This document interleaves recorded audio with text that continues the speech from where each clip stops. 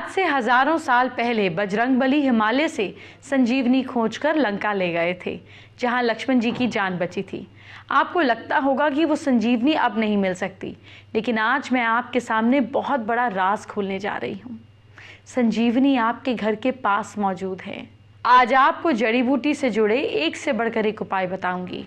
आपको पैसा मिलेगा, संतान योग बनेंगे और ये सब आपके घर के आसपास मौजूद जड़ी बूटी से होगा। आपको कहीं दूर नहीं जाना होगा। आपको जड़ी बूटी से सुंदर बनाने वाली ब्यूटी टिप भी होगी। ऐसी ब्यूटी टिप होगी जड़ी बूटी से बनी हुई जो आपके घर में बन जाएगी। साथ ही कल सोमवार है तो शिव जी की बात करूंगी जो आपको शिव का वरदान दिलाएगी। आइए बात करते हैं आज के पहले महाउपाय की। क्या आपके ज़्यादातर काम असफल हो जाते हैं? सुबह कच्चा सूत लेकर सूर्य के सामने मुंह करके खड़े हो जाएं। फिर सूर्य देव को नमस्कार करके ओम ह्रीम घृणी सूर्याय आदित्याय श्रीम मंत्र बोलते हुए सूर्य देव को जल चढ़ाएं। जल में रौली, चावल, चीनी और लाल फूल डालें। इसके बाद कच्चे सूत को सूर्य देव की तरफ करते हुए गणपति जी का स्मरण करते हुए 7 गांठ लगाएं। इसके बाद इस सूत को किसी खोल में जाकर अपनी पॉकेट में या कहीं पर भी रख दीजिए। बिगड़े काम बनने लगेंगे। हमारे आसपास बहुत सी संजीवनी होती है। ऐसे कई जड़ी होती हैं जो किसी संजीवनी से कम नहीं होती। बस आपको इसका इस्तेमाल पता होना चाहिए। वो मैं बता देती हूँ। जड़ आपको मिल जाएगी, उपाय तो कर ही लेंगे। देखिए, बिलपत्र जो है अश्विनी नक्षत्र व अश्विनी नक्षत्र वाले दिन एक रंग वाली गाय के दूध में बेल के पत्ते डालकर वो दूध जिसका संतान ना हो रहा हो वो किसी मंदिर के सामने प्रवाहित कर दे। बस 1 चम्मच संतान के योग बनने लगेंगे। लेकिन डॉक्टर को दिखाते रहें। अश्विनी नक्षत्र में अपामार्ग की जड़ लाकर इसे ताबीज़ में रखकर किसी सभा में जाएं। सभा के लोग आपकी बात सुनेंगे। आप जहां जाएंगे आपका जलवा ही जलवा हो जाएगा। नगर बेल का पत्ता, सुनिए क्या करना है। घर में किस चीज़ की चोरी हो गई है तो आप भरनी नक्षत्र में नागर बेल का पत्ता लाकर उस पर कत्था लगाकर सुपारी रखकर चोरी वाली जगह पर रखें। चोरी की गई चीज़ का पता चल जाएगा। शंखाहुली की जड़, भरनी नक्षत्र में शंखाहुली की जड़ लाकर ताबीज़ में पहने तो जिससे भी आप प्यार करते हैं वो आपकी तरफ आकर्षित होगा। आग की जड़, सरकारी मामले में जीत के लिए आर्द्रा नक्षत्र में आग की जड़ लाकर ताबीज़ की तरह गले में बांध लें। लेकिन आप सच्चे होंगे तभी आपका काम बनेगा। दूधी की जड़, सुख की प्राप्ति के लिए पुण्यवसु नक्षत्र में दूधी की जड़ लाकर शरीर में लगाएं, लेकिन एलर्जी का ध्यान ज़रूर रखें। शंख पुष्पी, पुष्य नक्षत्र में शंख पुष्पी लाकर चांदी की डिबिया में रखें। तिजोरी में रख दीजिए, धन की वृद्धि होगी। बरगद का पत्ता, अश्लेषा नक्षत्र में बरगद का पत्ता लाकर अन्न भंडार में रख दे, भंडार भरा रहेगा। धतूरे की जड़, अश्लेषा नक्षत्र में धतूरे की जड़ लाकर घर में रखें। घर में कोई संकट नहीं आएगा, कोई नुकसान नहीं पहुंचाएगा। बेहड़े की पत्ता, पूर्वा फाल्गुनी नक्षत्र में बहेड़े का पत्ता लाकर घर में रखें। घर से नेगेटिव एनर्जी दूर रहेगी। अभी कुछ और जड़ों की बात मैंने आपसे करनी है, आपसे इसी शो पर करूंगी, बस शो देखते रहिए। अब एक और काम की जानकारी। पेड़ पौधे और जड़ी बूटी से सुंदर बनने वाले नुस्खे हजारों साल से बताए जा रहे हैं, लेकिन आप घर में आसानी से इन नुस्खों को आजमा कर कैसे खूबसूरत बन सकते हैं, आइए जानते हैं। तो आज हम बात करेंगे कुछ ऐसे प्लांट्स के बारे में, कुछ ऐसे पेड़ पौधों के बारे में जो कि बहुत बहुत कहते हैं ना, जो आपके 1000 रुपए की अगर एक कॉस्मेटिक आ रहा है या 5000 की कोई आपने अपने फेस की टाइटनिंग क्रीम खरीदी है, उससे भी ज़्यादा अच्छा इफेक्ट आप फ्री में पा सकते हैं या बहुत कम लागत में पा सकते हैं with some natural products. Aloe vera is a plant which is like, कभी किसी को ब्लीच लगाया, कभी किसी को फेशियल किया या किसी को बहुत एक्ने है और मुझे इंस्टेंटली उसके ऊपर कुछ सोल्यूशन चाहिए, तो ये कहते हैं एक तरह का रामबाण प्रोडक्ट होता है। लाइक आपके स्किन पे एलर्जी आ गई, रेडनेस आ गई, स्क्रैच आ गया, आपको सफ्रोमाइसिन नहीं मिल रही, आपको वेस्लिन नहीं मिल रही, at that time just cut, जैसे आप देख रहे हो इस समय कट किया हुआ है प्रोडक्ट, तो इसको आपने सिर्फ काटना है। काटने के बाद इसके अंदर का जो मटेरियल है इसको आपने निकाल के इस तरह से, जैसे ये पल्प निकला हुआ है, this pulp can be use for any purpose. अगर आपकी नकल्स, अगर आपकी ये जो टकने होते हैं, कोहनियाँ होती हैं, काली हो जाती हैं, you can apply it and you can have a very beautiful soft skin with this aloe vera plant. और सबसे बड़ी बात ये होती है, आपको इसके सिर्फ छोटा सा प्लांट लगाना है, बहुत ही मनमोजी प्लांट होता है, बहुत ही कहते हैं जंगली प्लांट होता है। अपने आप अगर आपने एक डाल भी इसकी बोई है, अपने आप ये फैलता चला जाएगा। आपको ज़्यादा इसको कुछ खिलाना पिलाना नहीं है। Very much least maintenance plant.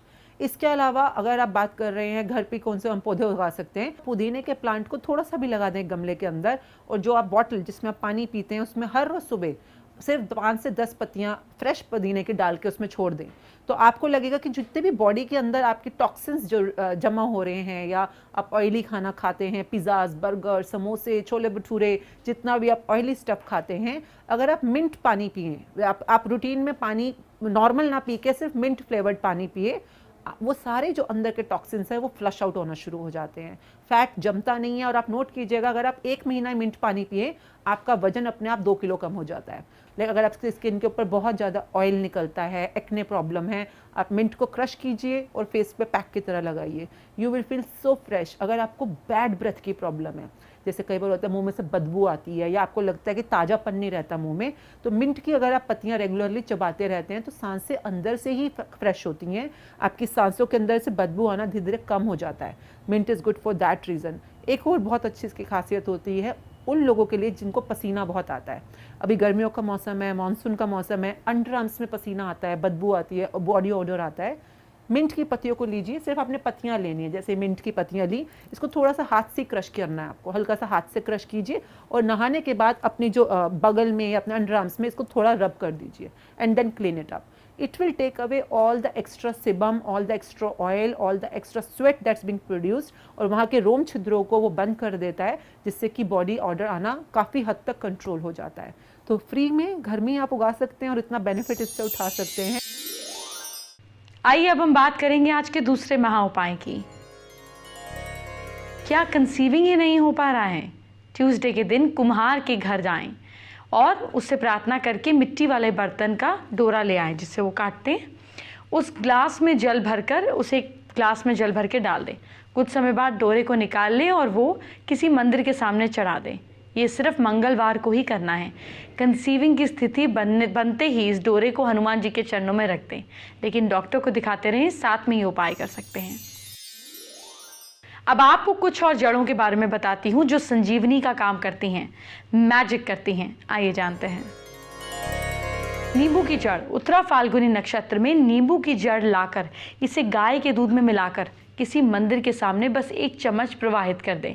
संतान के योग बनने लगेंगे, लेकिन डॉक्टर को दिखाते रहें। और एक ज़रूरी बात, किसी ज़रूरतमंद को पिला दीजिएगा, वो ज़्यादा पुण्य देगा। सिर्फ दूध। हाँ। चंपा की जड़। हस्त नक्षत्र में चंपा की जड़ लाकर बच्चे के गले में बांधें। बच्चे के ऊपर से किसी की लगी नज़र उतरेगी। चमेली की जड़। अनुराधा नक्षत्र में चमेली की जड़ गले में बांधें, शत्रु भी मित्र हो जाएंगे। काले अरंडे की जड़। श्रवण मास में अरंडे की जड़ लाकर निसंतान स्त्री के गले में बांधें, उसे संतान की प्राप्ति होगी, लेकिन इलाज कराते रहें। तुलसी की जड़। पूर्वा भाद्रपद नक्षत्र में तुलसी की जड़ लाकर मस्तिष्क पर रखें, चिंता से मुक्ति मिलेगी। कल सोमवार है, इसीलिए आपसे शिव जी की भी बात करूंगी। अगर आपके पास संतान नहीं है, अगर आप धनवान बनना चाहते हैं, अगर जीवन में सुख ही सुख चाहिए, तो आपको महादेव की कृपा पानी है।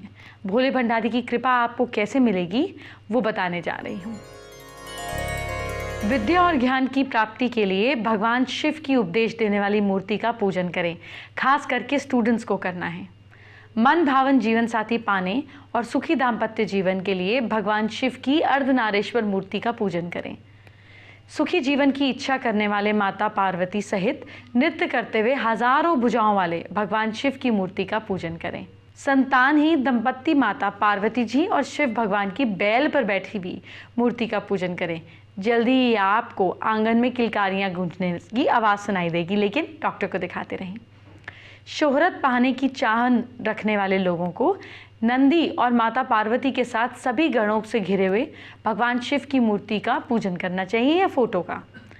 पापों से मुक्ति पाने के लिए हाथ में धनुष बाण लिए हुए रथ पर बैठे हुए भगवान शिव की मूर्ति का पूजन करें। सुख सुविधा संपन्न जीवन के लिए आपको कार्तिकेय के साथ भगवान शिव पार्वती की मूर्ति का पूजन करना चाहिए। धनवान बनने के लिए 4 हाथों और 3 नेत्रों वाले, गले में सांप, हाथ में कपाल धारण किए हुए भगवान शिव की मूर्ति का पूजन करें। क्या है तीसरा महाउपाय, जानिए। क्या घर में गृहस्थी अच्छे से नहीं चल रही है? खाना बनाने के बाद जो चूल्हे की राख बचती है उसे कहीं से ले आएं। राख को गोबर में मिलाकर रसोई को लेप दें। उसके बाद फर्श को उस राख के पानी में घोलकर उसी पानी से फर्श पर डाल दें।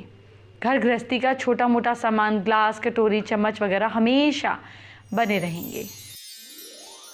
कल सोमवार है, इसीलिए शिवजी से जुड़ी एक अचूक जानकारी।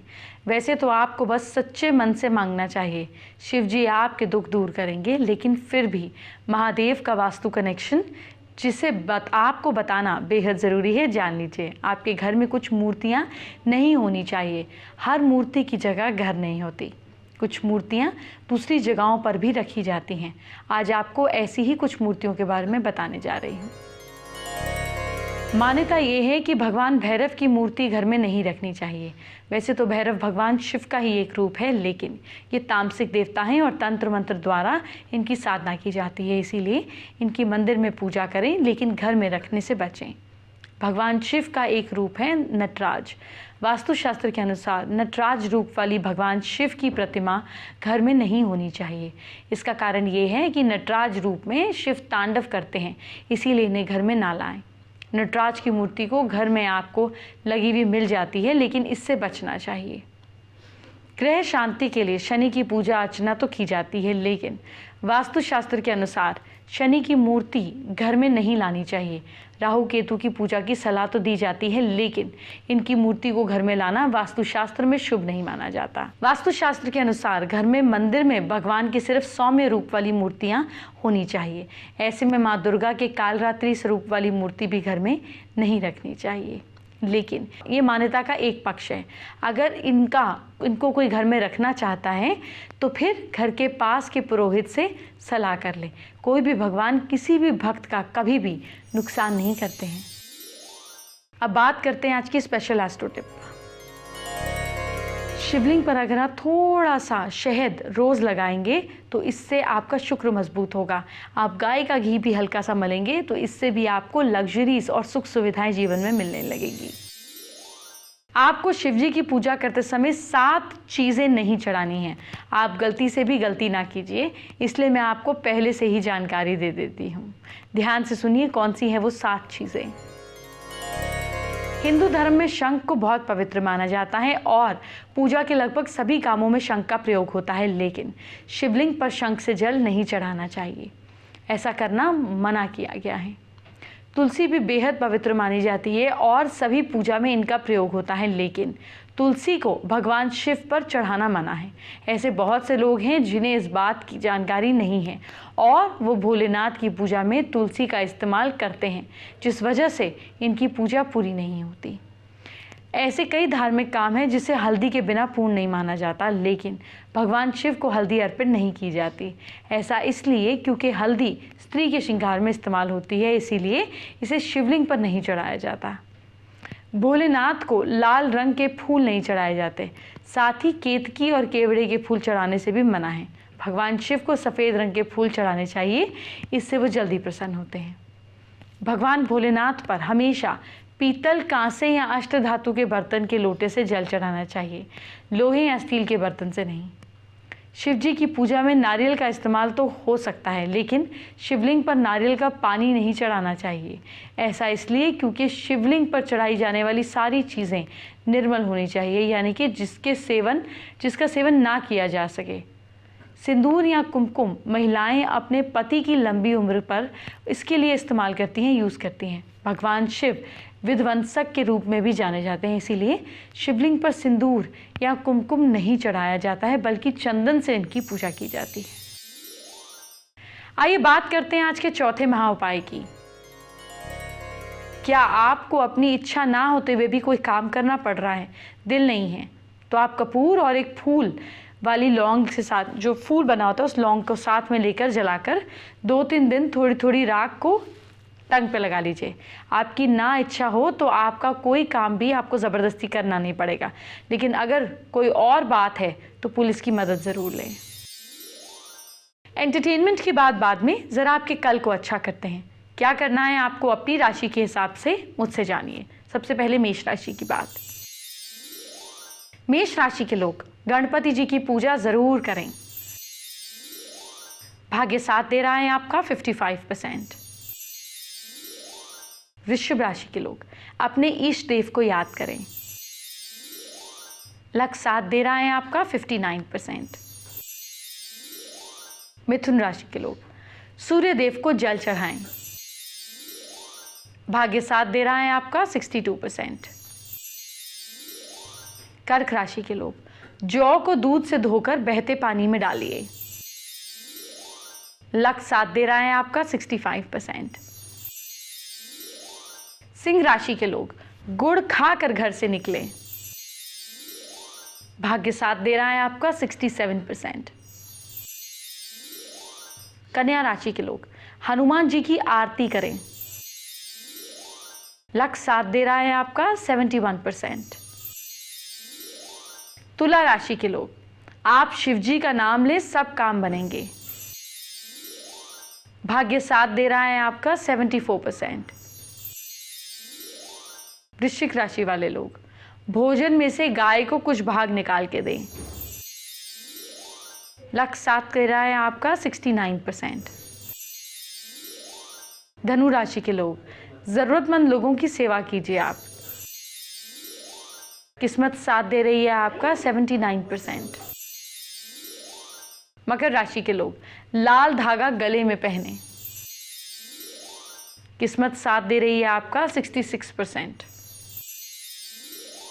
कुंभ राशि के लोग आदित्य हृदय स्तोत्र का पाठ करें। भाग्य साथ दे रहा है आपका 77%।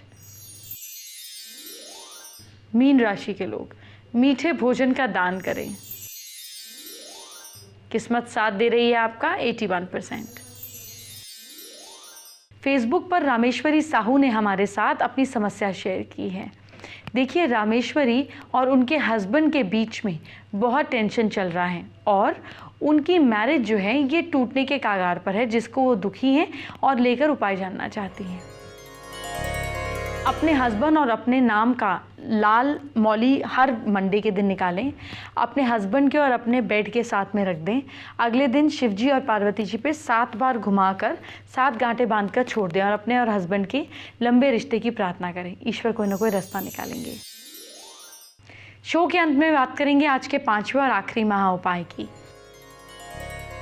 क्या मैरिड लाइफ में झगड़े हो रहे हैं? रात को सोते समय वाइफ अपने पलंग पर देसी कपूर और पति के पलंग पर कामिया सलूर, जिसको कामिया सिंदूर बोलते हैं, वो रखें। सनराइज के समय पति देसी कपूर को जला दे, वाइफ सिंदूर को अपने घर में थोड़ा सा छिड़क दे, प्रॉब्लम खत्म होने लगेगी। कल है 1 तारीख, तो कैसे शिवजी की मदद से 1 तारीख आपकी ज़िंदगी में शुभ चीज़ें लेकर आएगी, ये कल बताऊंगी। और एक ख़ास चीज़ जो आपके घर में है, जो नहीं होनी चाहिए, जिसकी वजह से पैसों की अड़चन आ रही है, कल उस बारे में भी बताऊंगी।